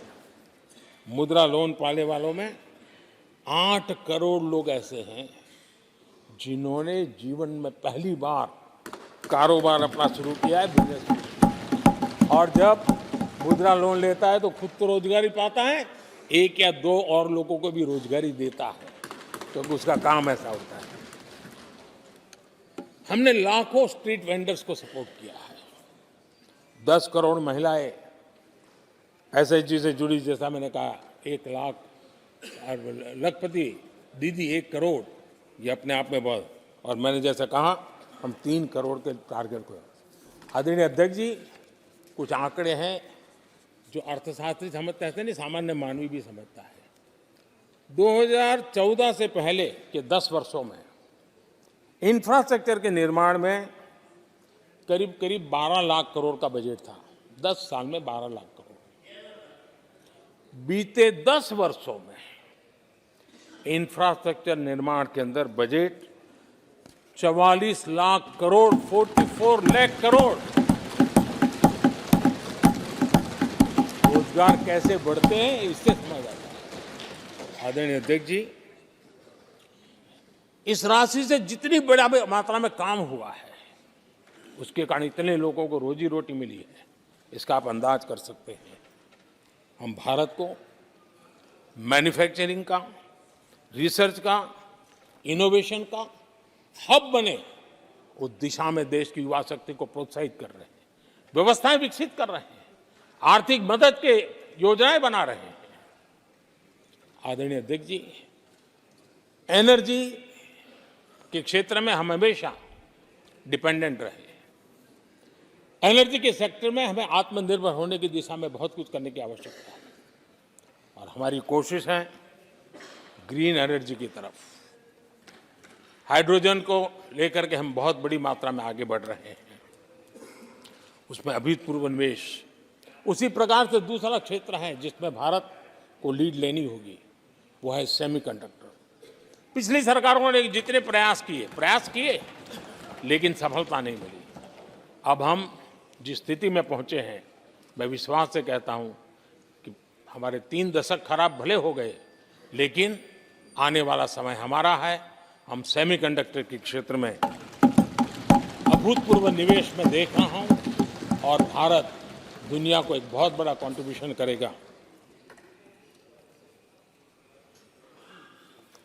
इन सारे कारणों से आदरणीय अध्यक्ष जी, क्वालिटी जॉब की संभावनाएं बहुत बढ़ने वाली हैं और जिसके कारण समाज में जैसे जैसे हमने एक अलग स्किल मिनिस्ट्री बनाई, उसके पीछे हेतु ये है कि देश के नौजवानों को हुनर मिले और ऐसे अवसर मिले, और हम इंडस्ट्री 4.0 उसके लिए मैन पावर को तैयार करते हुए आगे बढ़ने की दिशा में काम कर रहे हैं।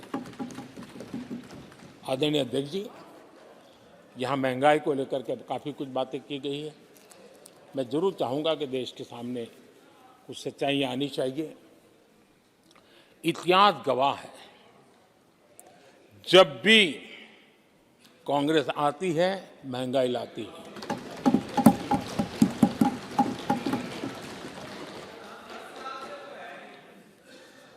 मैं कुछ वक्तव्य इस सदन में आज कहना चाहता हूं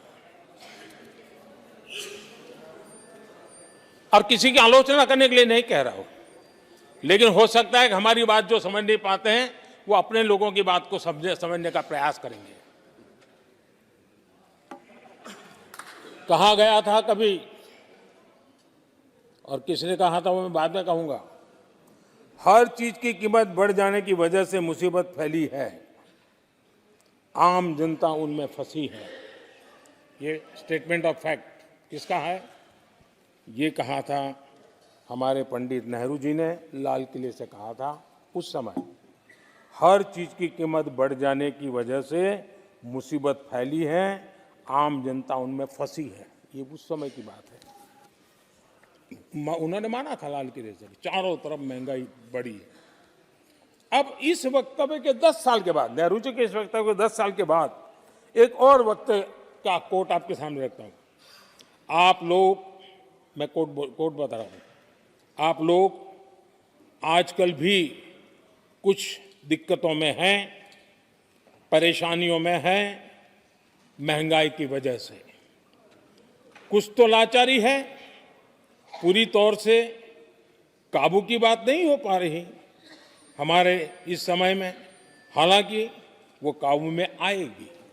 10 साल के बाद भी महंगाई के यही गीत कहे गए थे, और ये किसने कहा था? फिर से ये नेहरू जी ने कहा था उन्हीं के कार्यकाल में। तब देश का पीएम रहते उन्होंने 12 साल हो चुके थे, लेकिन हर बार महंगाई कंट्रोल में नहीं आ रही है, महंगाई के कारण आपको मुसीबत हो रही है, इसी के गीत गाते रहे थे। आदरणीय अध्यक्ष जी, अब मैं एक और भाषण का हिस्सा पढ़ रहा हूं। जब देश आगे बढ़ता है तो कुछ हद तक कीमतें भी बढ़ती हैं। हमको ये भी देखना है कि जो भी आवश्यक वस्तु हैं उनकी कीमत को कैसे थामें। ये किसने कहा था? इंदिरा गांधी जी ने कहा था। 1974 में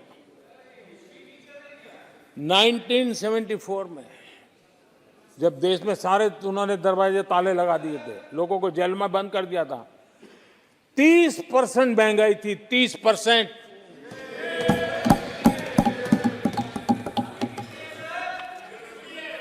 आदरणीय अध्यक्ष जी,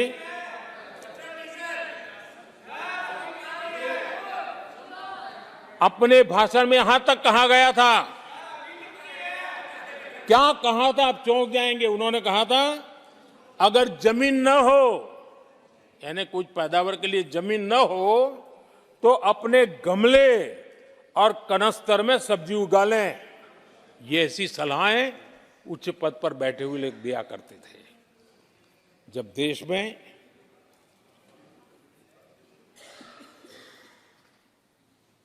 महंगाई को लेकर के 2 गाने सुपरहिट हुए थे हमारे देश में, घर घर गाए जाते थे। एक महंगाई मार गई और दूसरा महंगाई डायन खाए जा, डायन खाए जा था। और ये दोनों गाने कांग्रेस के शासनकाल में आए। आदरणीय अध्यक्ष जी, यूपीए के शासनकाल में महंगाई डबल डिजिट में थी, डबल डिजिट में महंगाई थी, इसको नकार नहीं सकते हैं। और यूपी का सरकार का तर्क क्या था जी? असंवेदनशीलता।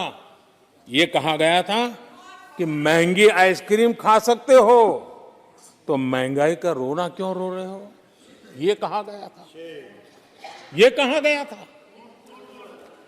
जब भी कांग्रेस आई है उसने महंगाई को ही मजबूत किया। आदरणीय अध्यक्ष जी, हमारी सरकार ने महंगाई को लगातार नियंत्रण में रखा है। दो युद्ध के बावजूद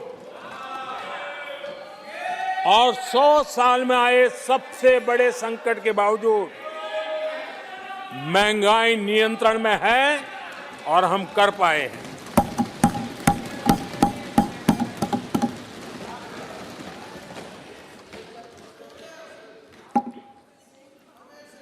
आदरणीय अध्यक्ष जी, यहां पर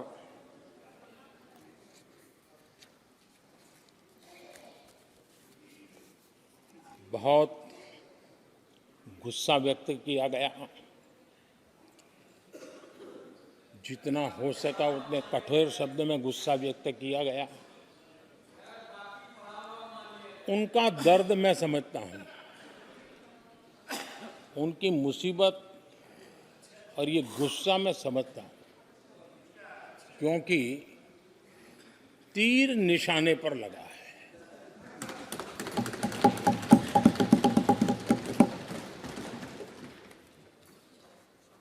भ्रष्टाचार पर एजेंसियां एक्शन ले रही हैं,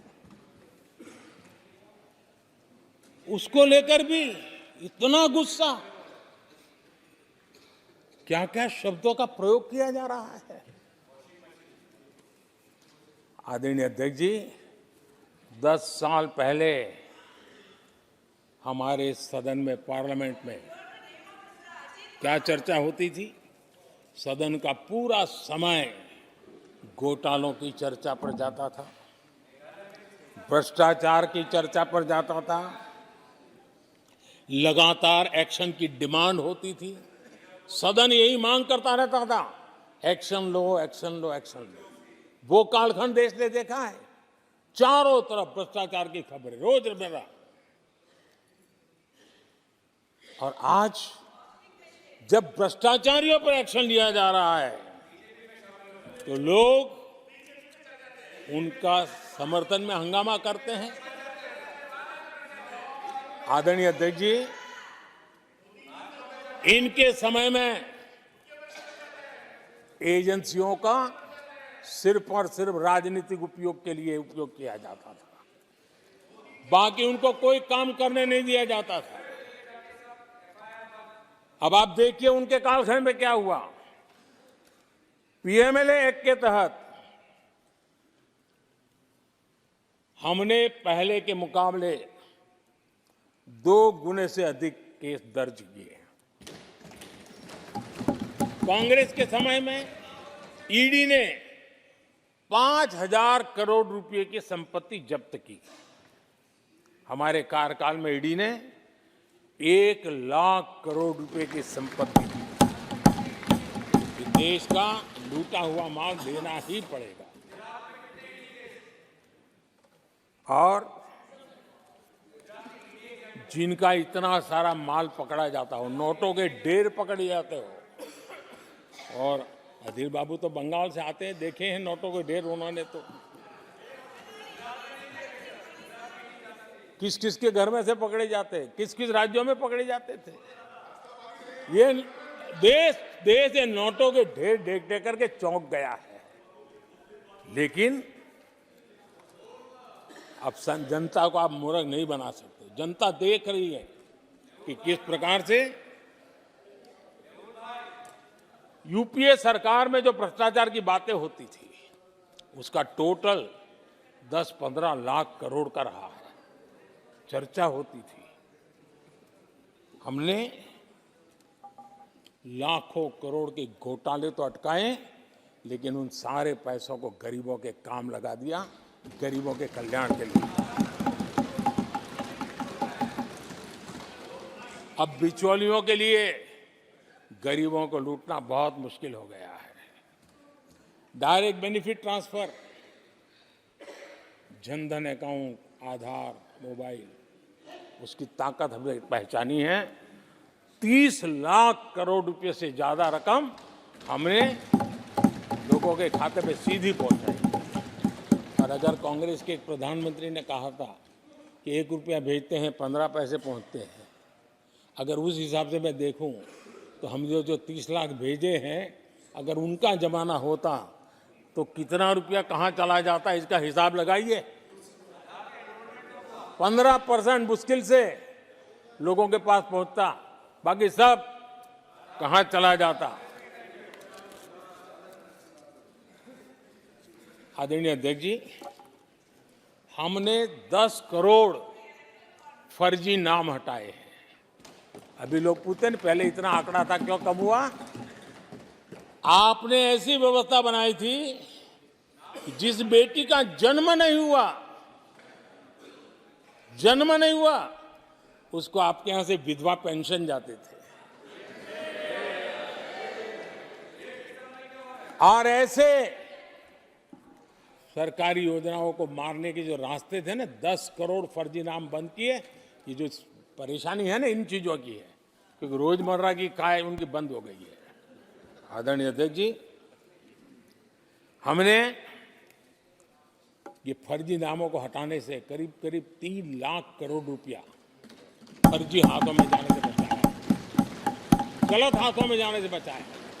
देश के टैक्स पेयर का पाई बचाना और सही काम में लगाना, इसके लिए हमने जीवन खपा रखे हैं। आदरणीय अध्यक्ष जी, सभी राजनीतिक दलों को भी सोचने की जरूरत है, और समाज में भी जो लोग बैठे हैं उनको देखने की जरूरत है। आज देश का दुर्भाग्य है, पहले तो क्लासरूम में भी कोई अगर चोरी करता था, किसी की कॉपी करता था, तो वो भी 10 दिन तक अपना मुंह किसी को दिखाता नहीं था। आज जो भ्रष्टाचार के आरोप जिन पे सिद्ध हो चुके हैं, जो जेलों में समय निकाल करके पैरोल पर आए, आज वॉशिंग मशीन से भी बड़ा कंधे पे लेकर के महिमा मंडन कर रहे हैं ऐसे चोरों का सार्वजनिक जीवन में। कहां ले जाना चाहते हो देश को तुम? जो सजा हो चुकी है, मैं ये तो समझता हूं कि आरोप जो है उनके लिए तो आप सोच सकते हैं, लेकिन जो गुनाह सिद्ध हो चुका है, जो सजा काट चुके हैं, जो सजा काट रहे हैं, ऐसे लोगों का महिमा मंडन करते हो आप? कौन सा कल्चर और देश की भावी पीढ़ी को क्या प्रेरणा देना चाहते हो आप? कौन से रास्ते और ऐसी कौन सी आपकी मजबूरी है?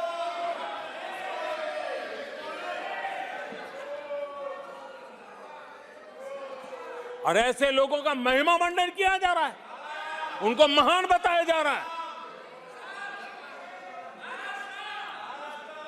जहां संविधान का राज है, जहां लोकतंत्र है, माननीय अध्यक्ष जी, ऐसी बातें लंबी नहीं चल सकती हैं।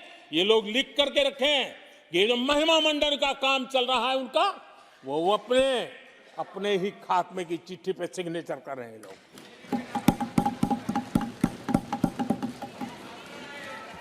आदरणीय अध्यक्ष जी, जांच करना ये एजेंसियों का काम है।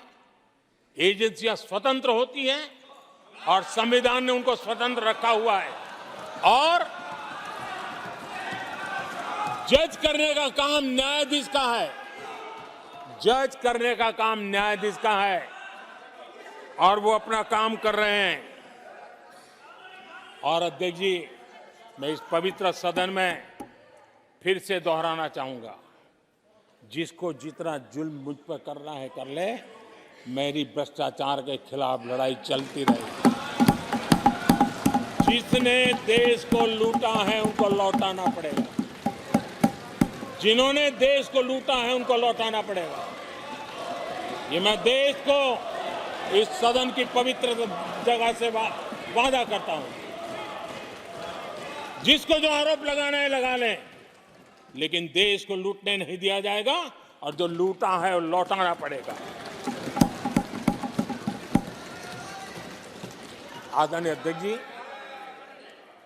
देश सुरक्षा और शांति का एहसास कर रहा है। देश पिछले 10 वर्ष की तुलना में सुरक्षा के क्षेत्र में देश आज वाकई सशक्त हुआ है। आतंकवाद, नक्सलवाद एक छोटे दायरे में अब सिमटा हुआ है।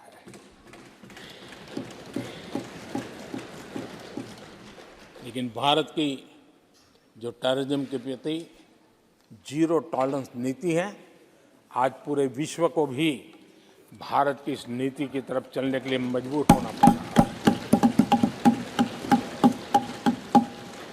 भारत की सेनाएं सीमाओं से लेकर के समंदर तक अपने सामर्थ्य को लेकर के आज भी उसकी धाक है। हमें हमारी सेना के पराक्रम पर गर्व होना चाहिए। हम कितना ही उनके मोरल तोड़ने की कोशिश करें, मुझे मेरी सेना पर भरोसा है। मैंने उनके सामर्थ्य को देखा है। कुछ राजनेता सेना के लिए हल्के फुल्के शब्द बोल दें, इससे मेरे देश की सेना डिमोरलाइज होगी। ये सपनों में कोई रहते तो निकल जाए। देश के मूड को वो खत्म नहीं कर सकते। और किसी के एजेंट बन करके इस प्रकार की भाषा अगर कहीं से भी उठती है, देश कभी स्वीकार नहीं कर सकता है। और जो खुलेआम देश में अलग देश बनाने की वकालत करते हैं,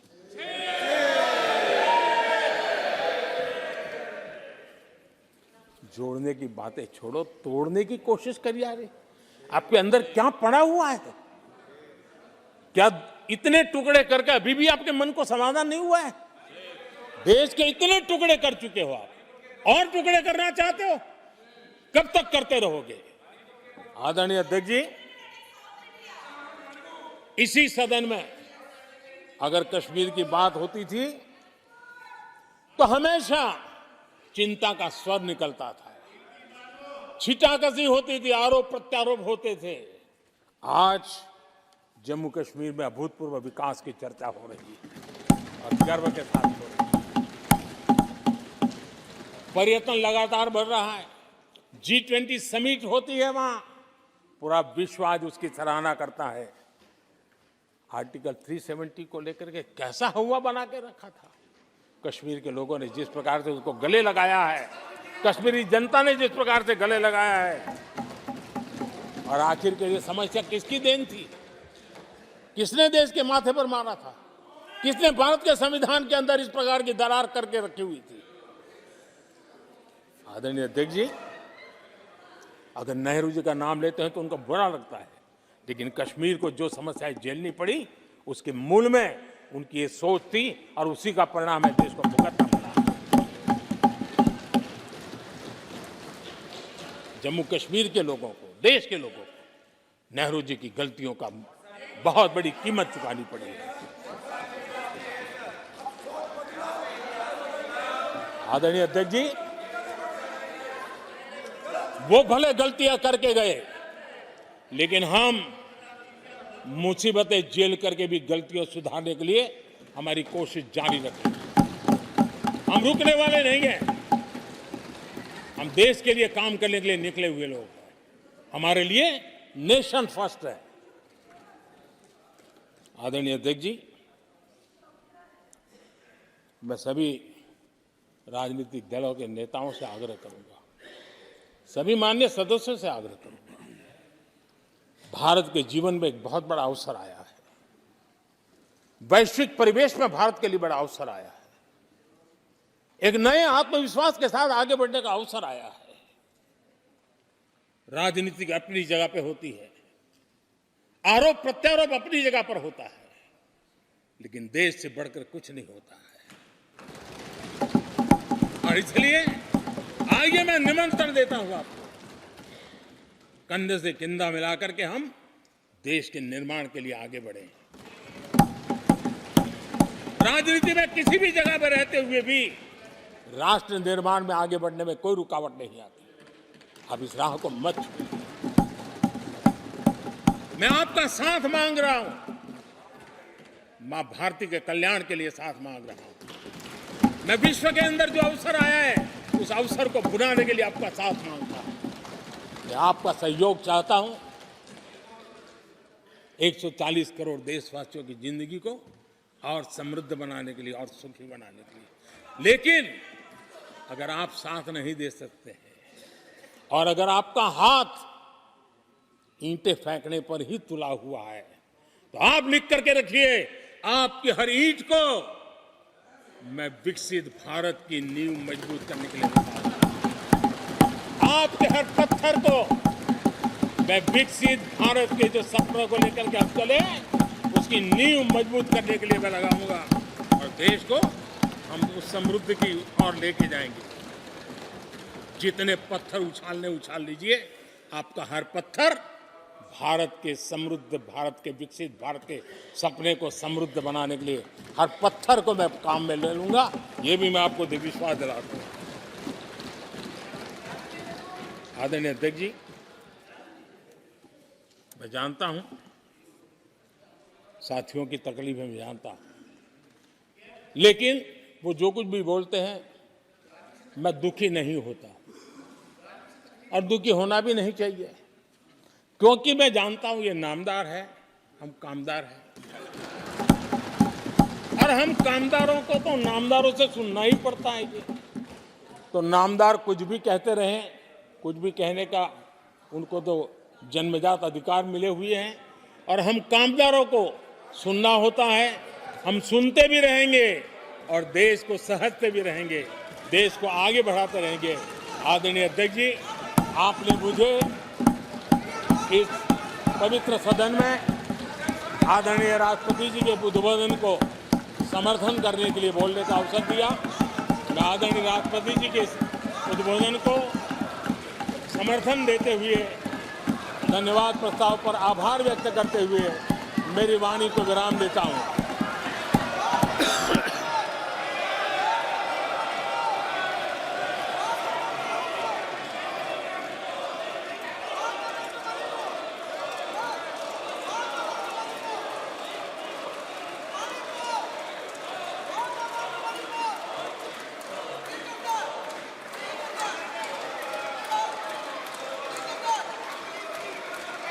प्रधानमंत्री का अभिभाषण, राष्ट्रपति के अभिभाषण पर धन्यवाद प्रस्ताव पर अपना भाषण दिया प्रधानमंत्री नरेंद्र मोदी ने। संसद का बजट सत्र इस समय चल रहा है। कई मुद्दों को लेकर, देश की विकास को लेकर अपनी बात रखी उन्होंने, और तमाम जो योजनाएं सरकार ने बीते वर्षों में, बीते 10 वर्षों में बनाई, उसको लेकर अपनी बात रखी। साथ ही जो राष्ट्रपति का अभिभाषण था उसको लेकर अपना जवाब यहाँ सदन में दिया।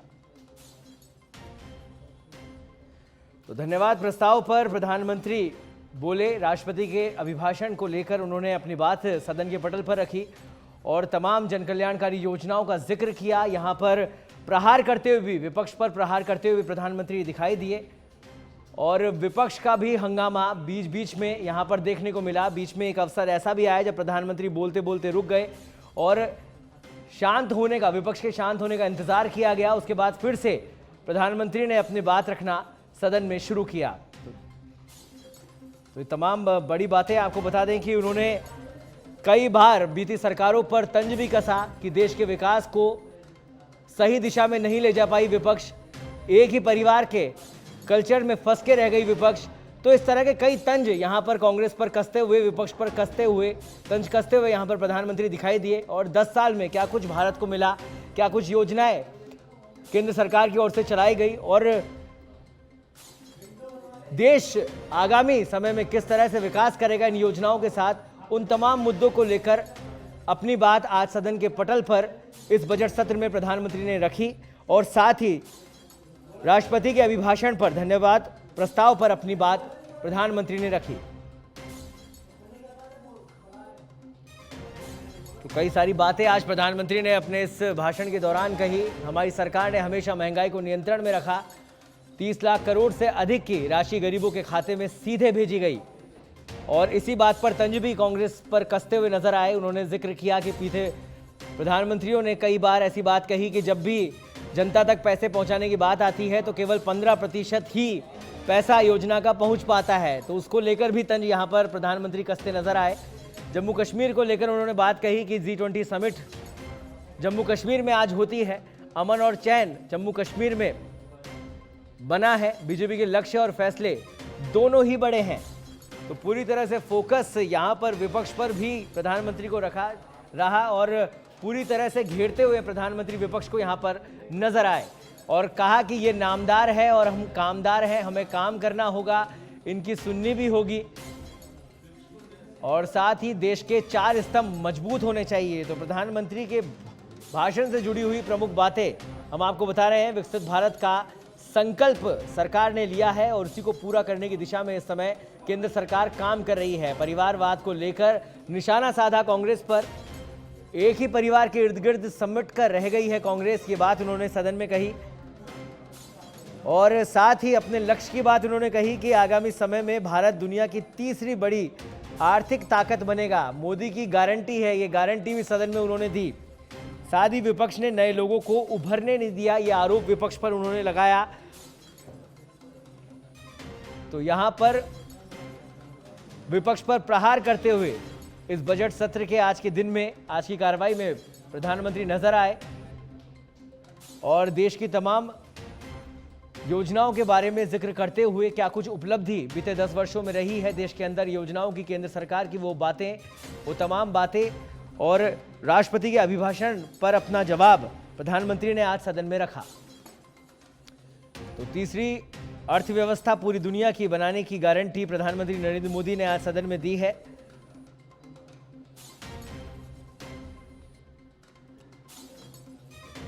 तो आज राष्ट्रपति के अभिभाषण पर धन्यवाद प्रस्ताव पर प्रधानमंत्री बोल रहे थे और कांग्रेस को भी कई मुद्दों को लेकर कटघरे में खड़ा कर रहे थे कि विपक्ष की जो हालत है, जो गंभीर हालत है, जो हालत बिगड़ी है देश में, उसका कहीं ना कहीं सबसे बड़ा कारण कांग्रेस है। 10 सालों में देश में किस तरह का विकास हुआ, किस तरह की योजनाएं लेकर आई केंद्र सरकार, उन तमाम मुद्दों पर अपनी बात आज प्रधानमंत्री ने सदन में रखी।